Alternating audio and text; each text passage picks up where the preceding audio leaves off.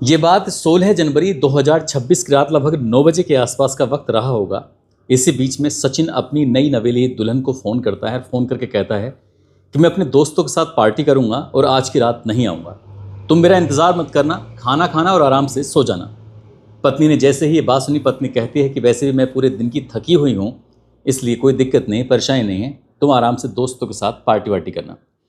पति अपने काम में बिजी हो जाता है और पत्नी अपने काम में बिजी हो जाती है। इसके बाद रात के लगभग 11:30 बजे के आसपास का वक्त हो रहा था। सचिन अचानक ही बहुत ही गुपचुप तरीके से शांत एकदम घर के अंदर प्रवेश करने की कोशिश कर रहा था और जो जो रास्ते में अवरोधक थे, जैसे दरवाज़ा बंद था तो उस दरवाजे को खोलने के लिए उसने अपनी टेक्निक बनाई हुई थी। आखिरकार उस टेक्निक के माध्यम से घर के अंदर जब प्रवेश करता है, जो दृश्य उसने देखा था उस दृश्य की उसने कभी भी कल्पना नहीं की थी। दरअसल उसकी जो पत्नी है वो दो लड़कों के बिल्कुल बीच में लेटी हुई है, सो रही है, और एक लड़का और है जो वहीं पास में टहल रहा था। इतना था कि उसने बस जैसे कमरे के अंदर प्रवेश करता है, बहुत ज़्यादा गुस्सा आ जाता है। गुस्से आने के बाद फिर यहाँ से कहानी एकदम से पलट जाती है। वो अपनी पत्नी को डांटता है, फटकारता है और कहता है कि मुझे शक तो था कि तुम कुछ ना कुछ गड़बड़ कर रही हो, लेकिन उस शक को मैं देखना चाहता था कि आखिरकार तुम ऐसा क्यों कर रही हो। तुरंत ही वो अपना मोबाइल निकालता है। मोबाइल निकालने के बाद उनसे बातचीत करने की कोशिश कर रहा था और इसी बीच में कुछ देर के बाद एक कत्ल हो जाता है। उस कत्ल की गूंज सोशल मीडिया पर एकदम ट्रेंडिंग में चलने लगती है।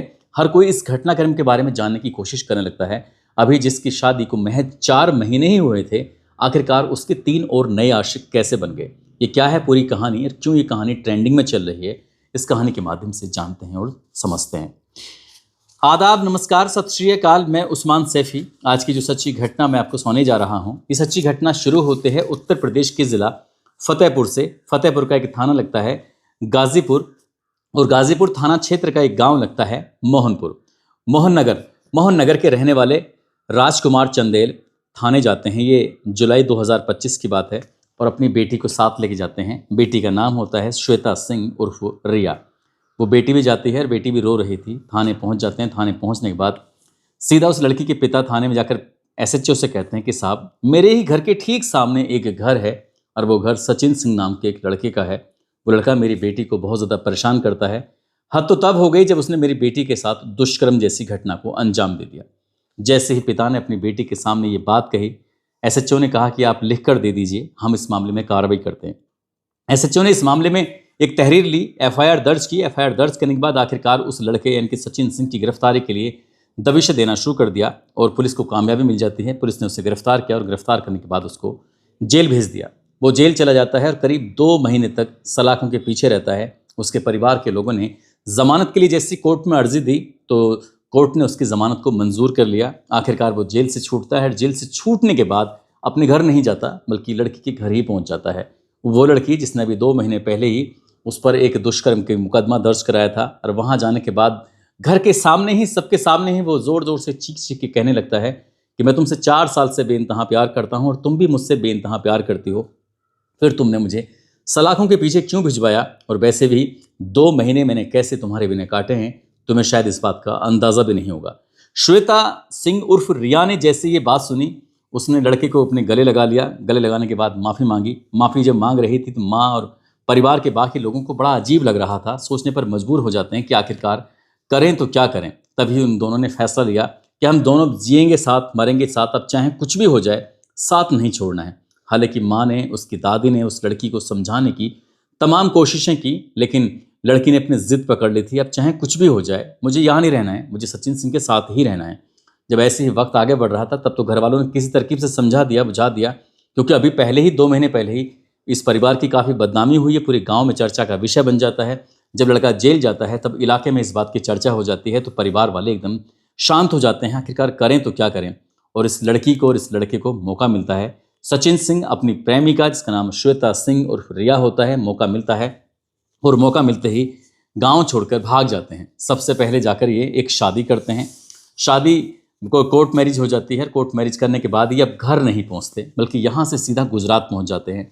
गुजरात जाने के बाद ये बात है सितंबर 2025 की। वहाँ लगभग 1 महीने के आसपास रहते हैं। जो लड़का है वो ऑटो वगैरह चलाता है और अपना पत्नी का भी ख्याल रखता है, अपना भी ख्याल रखता है।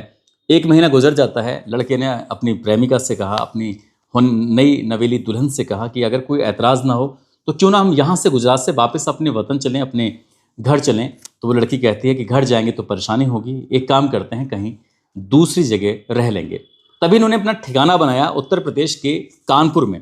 कानपुर में एक जगह लगती है Rooma new hitech city. Rooma hitech city के अंदर एक लखन सिंह नाम के व्यक्ति से बातचीत करते हैं और बातचीत करने के बाद कहते हैं कि हमें आपके घर में एक कमरा चाहिए, हमें ऐसा पता चला है कि आपके यहाँ जो कमरे हैं वो किराए पर उठाते हैं आप लोग। आखिरकार उन्होंने बिल्कुल तस्दीक की लखन सिंह ने, और तस्दीक करने के बाद ये पता किया कि ये पति और पत्नी हैं। उन्होंने ऐसी कुछ जानकारी, जो पुख्ता जानकारी थी, वो सब दी और इन्हें कमरा किराए पर दे देते हैं। अक्टूबर 2025 से ये इस घर में रहना शुरू कर देते हैं और ये खाने के लिए, कमाने के लिए, अपने पेट पालने के लिए उस लड़के ने, यानी कि सचिन सिंह ने ऑटो चलाना शुरू कर दिया। वो ऑटो चलाता था। अब लड़की भी खुश है, लड़का भी खुश है। अक्टूबर का महीना बीत जाता है, नवंबर का महीना बीत जाता है, दिसंबर का भी महीना पूरा बीत जाता है। एक दिन अचानक ही इस लड़के ने, जनवरी 2026 की बात है, अपनी पत्नी का मोबाइल देखा और जब मोबाइल देखता है तो उसमें कुछ पैसे की ट्रांजैक्शन थी, यानी कि इसके पत्नी के खाते में कुछ पैसे आए थे। वो अपनी पत्नी के पास जाता है और जाकर पूछता है कि श्वेता, तुम्हारे खाते में कुछ पैसे आए हुए हैं, ये पैसे किसने भेजे हैं, कहाँ से आए हैं, क्या बात है? उसने कहा कि मेरी नानी ने भेजे हैं। जैसे नानी की बात आती है तो नानी के द्वारा भेजे गए पैसे नहीं थे। शायद उसने इस बात की कंफर्मेशन की, तस्दीक की। कंफर्मेशन करने के बाद ये पता चलता है कि जब पैसे कहीं और से आए हैं तब उसने अपनी पत्नी पर शक करना शुरू कर दिया। अब जब शक करना शुरू कर देता है तभी उसने ये फैसला कर लिया था कि अब इसको देखना है कि क्या वाकई कुछ गड़बड़ तो नहीं है, या कुछ मेरा मन में कुछ शंका है। और वो तारीख आती है 16 जनवरी 2025 की रात लगभग 9 बजे के आसपास। वो अपनी पत्नी को फ़ोन करके कहता है कि श्वेता, आज मैं घर नहीं आऊँगा, तो अपना ख्याल रखना, खाना खाना, सो जाना, परेशान होने की बिल्कुल भी ज़रूरत नहीं है, मैं अपने दोस्तों के साथ पार्टी करना चाहता हूँ। जैसे पार्टी करने की बात आती है तो वो आराम से रुक जाता है। इधर जो पत्नी होती है उसके घर के ठीक सामने 3 लड़के हैं जो कि तीनों ही इंजीनियरिंग के छात्र होते हैं। तीनों ही लड़के उसके कमरे में आ जाते हैं। 2 लड़के उसके साथ बेड पर लेटे हुए थे, एक लड़का इधर उधर टहल रहा था। रात के लगभग 11:30 या पौने 12 बजे के आसपास का वक्त हो रहा था। इसी बीच में सचिन सिंह घर के अंदर एंट्री करता है। उसे पता था कि दरवाज़ा कैसे बंद होता है और कैसे अपने आप से खोला जा सकता है। उसने वही तरकीब लगाई, कमरे के अंदर प्रवेश करता है। उसने अपनी आंखों से इस दृश्य को देखा और उसके बाद फिर यहाँ पर हंगामा होना शुरू हो जाता है। पत्नी इन तीनों लड़कों से कहने लगती है कि बहुत बड़ा बवाल हो जाएगा, इसको रास्ते साफ कर दीजिए, यानी कि इसको मार दीजिए। तभी वो लड़के भी उसके साथ हाथापाई करना शुरू कर देते हैं और ये सचिन सिंह बहुत ही चालाकी से काम लेता है और चालाकी से काम लेते हुए हाथ जोड़ते हुए कहता है कि भैया, मैं तुम्हें किसी से कुछ नहीं कहूँगा, तुम बस मुझे कुछ मत कहो, मुझे परेशान मत करो, जैसा तुम कहोगे मैं वैसा ही करूँगा। इसी बीच में इस शोर की आवाज़ पास में ही और जो दूसरे कमरों में रहने वाले लड़के होते हैं उन तक बात पहुँच जाती है। इसी बीच में कोई 112 नंबर पर पुलिस को फ़ोन कर देता है। जैसे पुलिस के पास सूचना पहुंचती है, पुलिस तुरंत ही तत्काल प्रभाव से यहाँ पर आ जाती है और आने के बाद इन जो सबके तीनों लड़के होते हैं जो उसकी अभी नई नवेली दुल्हन यानी कि श्वेता के साथ थे, और साथ ही श्वेता और उसका जो पति होता है सचिन सिंह, पुलिस इन 5 को ही अपनी हिरासत में ले लेती है और हिरासत में लेने के बाद सीधा कुलगांव एक चौकी होती है वहाँ पर ले जाती है। वहाँ ले जाने के बाद पुलिस ने पूरी तस्दीक करना शुरू किया, बातचीत करना शुरू किया। पति और पत्नी को समझाया, उन्होंने कहा बिल्कुल परेशान होने की ज़रूरत नहीं है, तुम अपने घर चले जाओ। उन्होंने कहा कि रात बहुत ज़्यादा हो गई है। बोले कोई दिक्कत नहीं है, हम तुम्हें घर तक छोड़ के आ जाते हैं। तीनों लड़कों को पुलिस ने अपनी हिरासत में अपनी सलाखों के पीछे डाल दिया ताकि उनसे पूछताछ हो सके, ताकि उनके और मामले में इसमें कार्रवाई हो सके। इधर जो पति पत्नी है, पति पुलिस से कहता है कि साहब आप ही कुछ समझा लो, वैसे भी हम लोगों ने लव मैरिज की है, वैसे भी हमने घर से भाग की शादी की है, और ऐसी स्थिति में घर वालों को ये बात पता चलेगी तो बड़ी ज़्यादा बदनामी हो जाएगी, आप ही जाकर कुछ समझाइए। पुलिस वाले उस लड़की को घर के अंदर, कमरे के अंदर जब छोड़ कर आते हैं तो उसको समझा कर आए थे कि तुम अब ज़्यादा परेशान मत करना, कोई हाय हुल्ला मत करना और सब कुछ शांति से निपटाने की कोशिश करना। इसी बीच में जो लड़का है, ये सचिन सिंह, जब घर के अंदर प्रवेश करता है, कमरे के अंदर जाता है, तो श्वेता वहाँ पर आराम से बेड पर लेटी हुई थी और लेटे लेटे ही गुस्से में कहने लगती है कि देख लेना, जैसे ही दिन निकलेगा उन तीनों लड़कों को तो मैं छुड़ा के लेके आ जाऊंगी, मुझे उनके पक्ष में ही गवाही देनी है, लेकिन तुझे नहीं छोड़ूंगी किसी भी कीमत पर। याद है ना, एक मुकदमा पहले दर्ज कराया था, तुझे जेल भिजवाया था, वो नौबत आने वाली है, फिर से तू जेल जाएगा। इस तरह की बात ही दोनों में कहा सुनी शुरू हो जाती है। सचिन सिंह को गुस्सा आ जाता है, उसने अपनी पत्नी का गला पकड़ लेता है।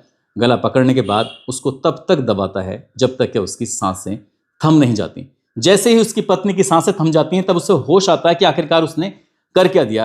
पत्नी बेड पर, बिस्तर पर लेटी हुई थी, ऊपर से कंबल उड़ाता है। कंबल उड़ाने के बाद अब यहाँ से भागना शुरू कर देता है। यहाँ से भाग रहा है, भागते भागते सेंट्रल स्टेशन पहुँच जाता है। उसके बाद घंटाघर पहुँच जाता है। समझ नहीं पा रहा था कि आखिरकार करूँ तो क्या करूँ। उसके बाद करीब करीब 2.5 घंटे तक ऐसे ही बैठा रहता है। 2.5 घंटे बैठने के बाद उसको लगता है कि कानून के हाथ तो बहुत लंबे होते हैं, कानून उसे छोड़ेगा नहीं किसी भी कीमत पर। अगर उसने भागने की कोशिश की तो फिर उसके पिताजी, उसकी माँ, उसकी बहन, उसके भाई, उनको सबको दिक्कतें आनी शुरू हो जाएंगी।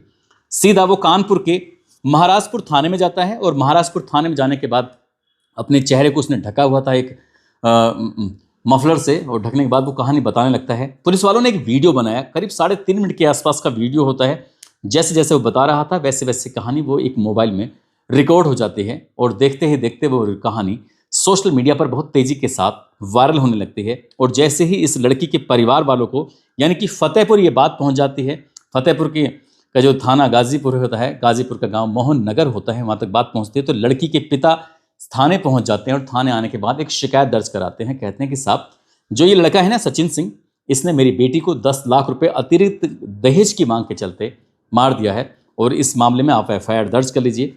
पुलिस ने FIR दर्ज की सचिन सिंह के खिलाफ, साथ ही उस लड़के के पिता यानी कि भरत सिंह के खिलाफ, और उसकी जो माँ होती है नीतू सिंह के खिलाफ, बहन छुटकी और भाई अरुण के खिलाफ FIR दर्ज कर ली जाती है। FIR दर्ज होने के बाद पुलिस इस मामले की जांच पड़ताल कर ही रही थी। पूछताछ करने पर पता चलता है कि अगस्त 2024 की ये बात है।